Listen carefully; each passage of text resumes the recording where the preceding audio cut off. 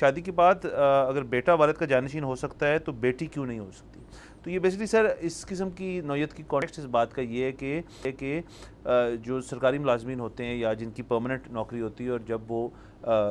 نہیں رہتے تو اس کے بعد پریفرنس جو دی جاتی ہے وہ کنشپ کے اوپر ان کے بیٹے کو دی جاتی ہے، یا بیٹی اگر ان کی شادی نہ ہو تو اس صورت میں ہوتی ہے، جب شادی ہو جاتی ہے تو پھر وہ چیز ختم ہو جاتی ہے۔ تو اس قسم کا ایک قوانین موجود ہے، لیکن منصور شاہ صاحب نے کہا ہے کہ اس چیز کو اب چینج کیا جائے اور بیٹی بھی مطلب ویڈڈ اور ناٹ ویڈڈ اس چیز کو، اس رول کو اپنا سکتی ہے۔ جی سر بالکل، یہ اصل میں دو ڈیفرنٹ کیسز چل رہے تھے، دونوں بڑے انٹرسٹنگ ہیں۔ تمہید میں پہلے یہ باندھنا چاہتا ہوں کہ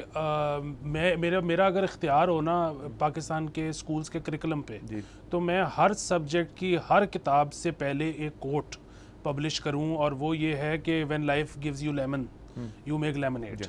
ٹھیک ہے، اس کی وجہ یہ ہے کہ اب اس وقت آپ کو پتہ ہے کہ ایک خاص قسم کے حالات ہیں ملک کے، اور بلکہ آج کل کیا ہے، ہمیشہ ہی رہتے ہیں، مطلب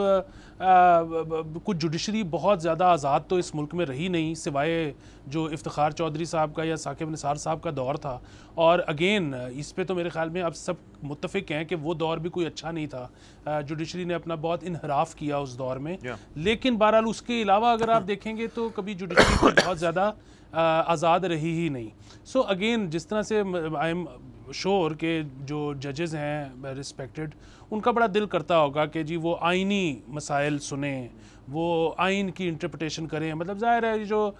کیسز ہیں کوئی آپس میں اختلافات کے، یہ تو آپ نچلی عدالتوں میں کرتے ہو، سپریم کورٹ میں تو جانے کا مطلب ہی ہوتا ہے کہ اب آپ بڑی چیزوں میں ڈیل کرو گے۔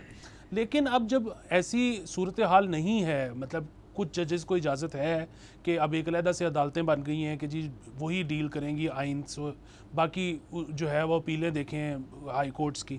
تو اس میں یہ ہے کہ ایک آپ بالکل ہی سب کچھ چھوڑ کے بیٹھ جاؤ کہ اب میں نے کچھ کرنا ہی نہیں، یا آپ جو ہے وہ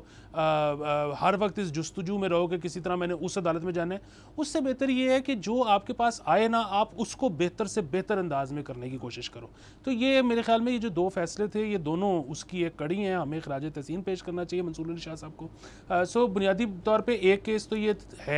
تھا کہ جی جب ایک شخص کی وفات ہو جائے سرکاری افسر کی، تو کنشپ پہ بیٹے کو ہی کیوں نوکری ملتی ہے، بیٹی کو کیوں نہیں ملتی؟ اگر اس کا بیٹا نہ ہو تو کیا کریں؟ اچھا، اس کا جب وہ کیس سن رہے تھے، انہوں نے بیٹی کے حق میں فیصلہ دیا، اس پہ جو ہے جو حکومتی لائر تھے انہوں نے ایک دلیل دی، اور انہوں نے کہا کہ جی یہ تو معاملہ اب ختم اس لیے ہو چکا ہے کہ آپ سے پچھلے چیف جسٹس جو تھے انہوں نے کنشپ کے اوپر نوکریاں دینے کا سلسلہ ہی ختم کر دیا، تو اب یہ اپلیکیبل نہیں ہوتا۔ جس پہ منصور علی شاہ صاحب نے کہا کہ دیکھیں جی جو کیس میں سن رہا ہوں نا، یہ کیس نئی جو قانون آنے سے پہلے کا ہے، تو اس لیے ہم اس کو ڈیل کریں گے پچھلے قانون کے مطابق۔ تو یہ ایک بڑی اچھی چیز تھی کہ اگر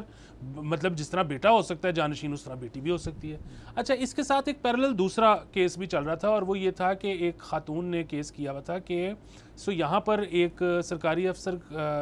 کی جو پینشن ہے، وہ اس کے وفات کے بعد اگر کوئی اس کی بیٹی جس کی شادی نہ ہوئی ہو، اس کو اس کا کچھ پورشن ملتا رہتا ہے، لیکن جس کی شادی ہو جائے اس کو نہیں ملتا ہے۔ تو اس میں بھی ایک خاتون نے کیس کیا ہوا تھا کہ جی میری شادی ہو گئی، مجھے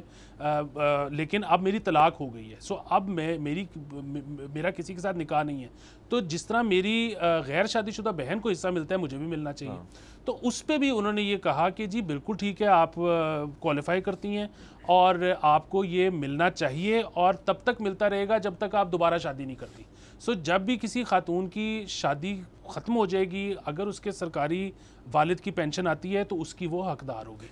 سبسکرائب کریں اور بیل دبائیں تاکہ کوئی خبر رہ نہ جائے۔